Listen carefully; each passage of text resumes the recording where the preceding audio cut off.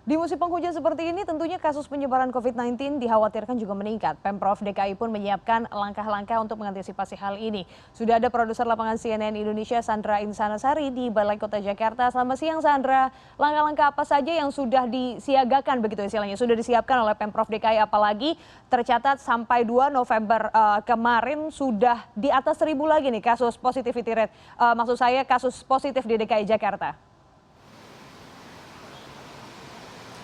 Ya, selamat siang Hanum. Benar sekali ya, memang penanganan COVID-19 ini di DKI Jakarta memang dilakukan oleh Gubernur Pemerintahan DKI Jakarta, tentunya bekerja sama dengan Dinas Kesehatan, kemudian juga dengan pemerintah setempat dan juga lembaga-lembaga terkait, khususnya pada saat kegiatan-kegiatan yang memang spesifik seperti itu. Dan memang kalau kita lihat ya Hanum, di websitenya di corona.jakarta.go.id ini memang dikatakan kalau kita lihat tarik garis lurus seperti itu dari Agustus September, memang pasca libur panjang ini memang sempat ada kenaikan sehingga memang dilakukan PSBB jilid 2, kemudian juga memang ada penurunan sampai sekarang, jadinya kita sudah bisa menikmati PSBB transisi kembali. Namun kalau kita memang lihat angkanya di 2 minggu terakhir, mulai dari tanggal 18 Oktober sampai dengan 2 November memang angkanya relatif menurun kalau dibandingkan September dan juga Agustus begitu. Tapi kalau kita lihat dari Maret lagi, memang ini masih tetap cukup tinggi positivity rate-nya seperti itu ya Hanum. Dan memang angkanya itu kita lihat mulai dari 8,1% dan memang yang tertingginya itu kemarin ada pada tanggal 1 Oktober di positivity rate-nya itu di atas 14%. Jadi kasus positif hariannya lebih dari 14%. Tentunya presentasi pengujiannya pun berbeda-beda ya Hanum ya. Dan memang langkah-langkah yang dilakukan pemerintah pun di sini memang masih digalakan, seperti juga untuk di stasiun-stasiun ada protokol kesehatan yang ditetapkan, kemudian juga pembatasan jumlah, kemudian juga ganjil genap belum dilakukan. Tapi kalau kita membahas mengenai penanganan terbaru yang memang dilakukan pemerintah, salah satunya adalah memang pemerintah di sini merekrut para pekerja, petugas ya di sini, bukan dikatakan relawan begitu, karena memang mereka ini di sini diajak untuk bergabung menjadi petugas pelacak.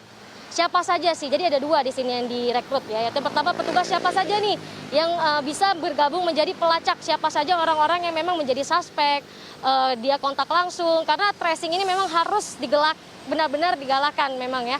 Kemudian juga pengumpul data, petugas data di sini juga menjadi rekrut pekerjaan kedua yang dibuka kepada para masyarakat yang ingin bergabung. Tentunya ini juga pekerjaannya bukan sembarangan ya Hanum ya, karena memang ada 3 memang hal yang harus dilakukan pemerintah dalam penanganan COVID, yaitu pertama testing dengan melakukan PCR sebanyak-banyaknya agar mengetahui siapa saja yang terkena, dan yang 2 tracing. Nah, tracing kita kan memang masih lemah ya dikatakan oleh para epidemiolog, dan di sini pemerintah DKI Jakarta pun menguatkan tracing dengan membuka rekrutmen tersebut. Jadi dicari nih untuk para masyarakat yang ingin bergabung, silahkan. Tentunya ada lebih dari 1.500 dibuka untuk petugas pelacaknya dan juga 10 orang untuk petugas data. Tetapi tentunya ini memiliki kriteria tersendiri ya Hanum ya, ada syarat-syaratnya.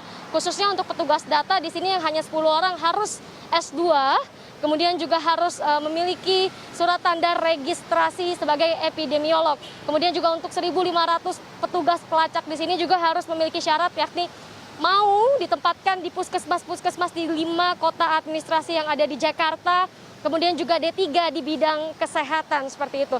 Dan memang kalau kita bicara hal lainnya, karena memang ini sudah akan memasuki musim penghujan ya, tadi juga untuk Gubernur DKI Jakarta bekerja sama dengan BPBD, kemudian juga BNPB di sini melakukan apel seperti itu Hanum, jadi menyiagakan hal-hal apa saja yang memang harus disiapkan nih menghadapi banjir. Karena kalau bilang kita menghadapi banjir di sini bukan banjir biasa ya Hanum, karena kita di tengah pandemi, jadi ada hal-hal lain yang harus difokuskan, dikhususkan.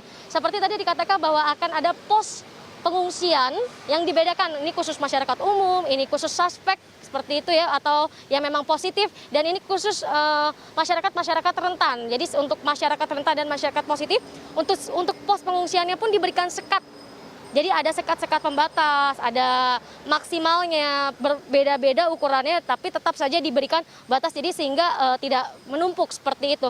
Dan memang dikatakan juga untuk perahu karet yang disiapkan pun nanti berbeda, jadi memang mungkin masyarakat yang nantinya kebanjiran ada yang isolasi mandiri, ini khusus perahu karetnya tersendiri, dipisah. Jadi memang ini salah satu langkah yang dilakukan pemerintah untuk penanganan COVID-19 menjelang musim penghujan. Dan memang diharapkan walaupun ini semua disiapkan, tidak hanya janji manis begitu ya, semoga benar-benar dijalankan dengan benar-benar, dengan tepat, kemudian juga agar tentunya penanganan COVID di DKI Jakarta ini bisa menurun, walaupun kita tahu baru saja libur panjang ya begitu Hanum.